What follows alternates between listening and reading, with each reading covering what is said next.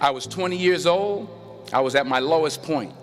And then one day, and I remember the exact day, March 27th, 1975, I was helping my mother in her beauty shop. My mother owned a beauty shop up in Mount Vernon. And there was this older woman who was considered one of the elders in the town. And I didn't know her personally, but I was looking in the mirror, and every time I looked at the mirror, I could see her behind me, and she was staring at me.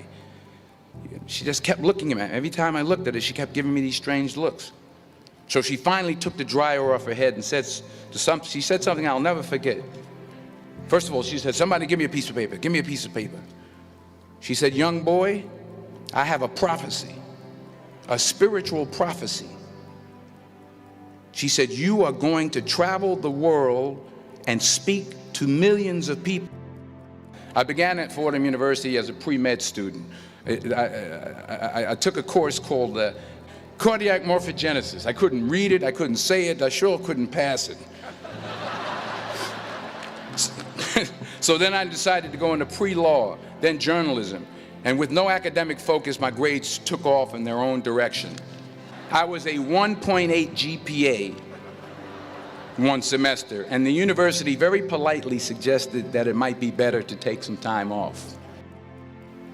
I found that nothing in life is worthwhile unless you take risks. Nothing. Nelson Mandela said, "There is no passion to be found playing small and settling for a life that's less than the one you're capable of living." Fail big. You will fail at some point in your life. Accept it. You will lose. You will embarrass yourself. You will suck at something. There's no doubt about it. In the acting business, you fail all the time. Early on in my career, I auditioned for a part in a Broadway musical. Perfect role for me, I thought. So I'm in the wings. I'm about to go on stage, but the guy in front of me, he's singing like Pavarotti, and I'm just shrinking. I'm getting smaller and smaller. So they say, "Oh, thank you very much, and you'll be hearing from us." So I come out with my little sheet music, and so I assumed I didn't get the job. But the next part of the audition, he called me back. The next part of the audition is the acting part of the audition. Now I'm like, hey, okay, maybe I can't sing, but I know I can act. So they pair me with this guy, and again, I didn't know about musical theater. And musical theater is big, so they can reach everyone all the way in the back of the stadium. And I'm more from a realistic, naturalistic kind of acting where you actually talk to the person next to you. So I don't know what my line was. My line was, "Well, hand me the cup." And his line was, "Well, I will hand you the cup, my dear. The cup will be there to be handed to you."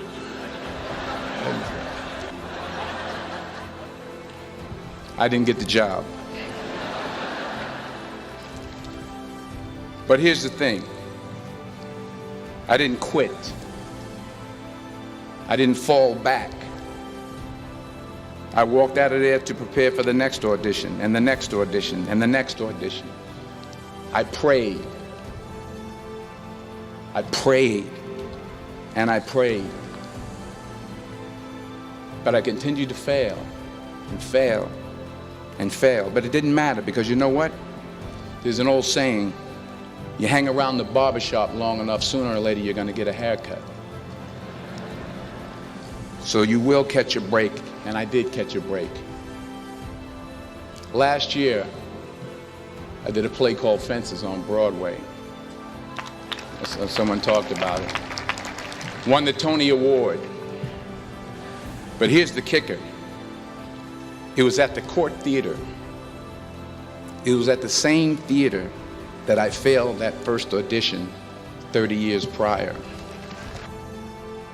Reggie Jackson struck out 2,600 times in his career, the most in the history of baseball. But you don't hear about the strikeouts. People remember the home runs. Fall forward.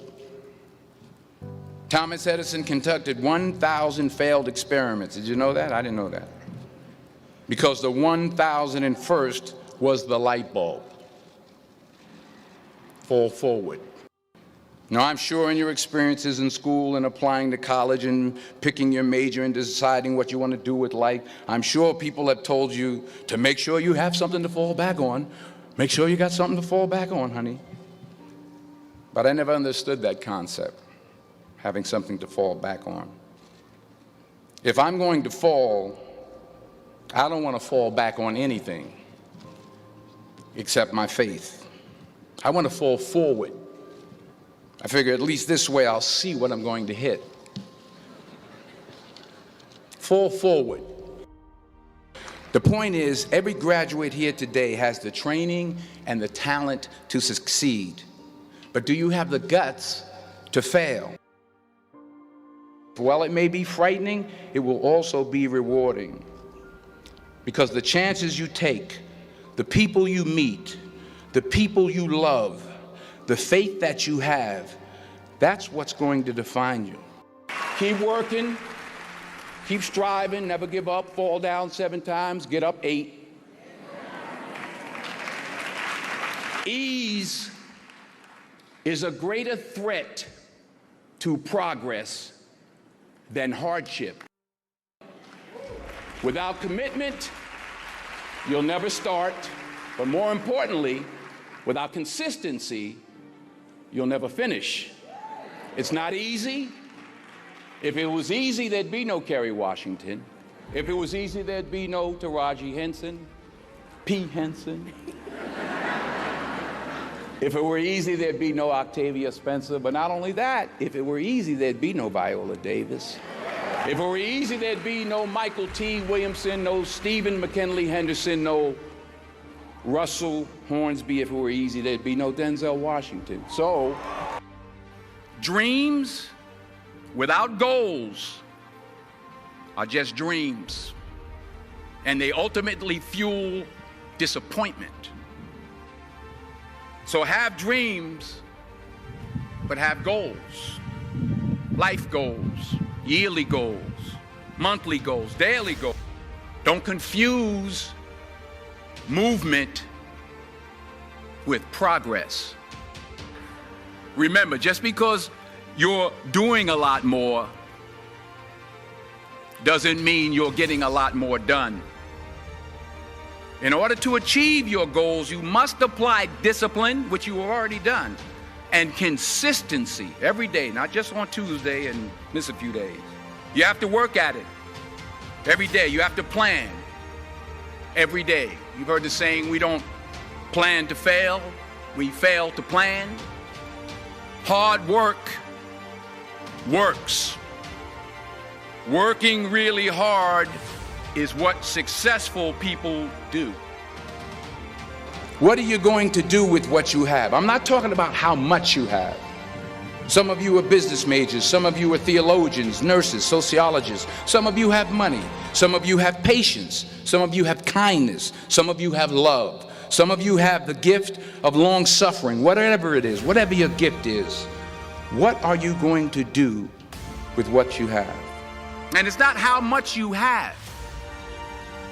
It's what you do with what you have. We all have different talents. Some of you will be doctors, some lawyers, some scientists, some educators, some nurses. The most selfish thing you can do in this world is help someone else. Why is it selfish? Because the gratification, the goodness that comes to you, the good feeling that I get from helping others, nothing's better than that. Well, I have traveled the world, and I have spoke to millions of people. But that's not the most important thing, the success that I had. The most important thing is that what she taught me and what she told me that day has stayed with me since. I've been protected, I've been directed, I've been corrected. I've kept God in my life, and it's kept me humble. I didn't always stick with him, but he always stuck with me. So stick with him in everything you do. If you think you want to do what you think I've done, then do what I've done. Today is the beginning of the rest of your life, and it can be very frightening. It's a new world out there. It's a mean world out there, and you only live once. So do what you feel passionate about. Take chances. Don't just aspire to make a living. Aspire to make a difference.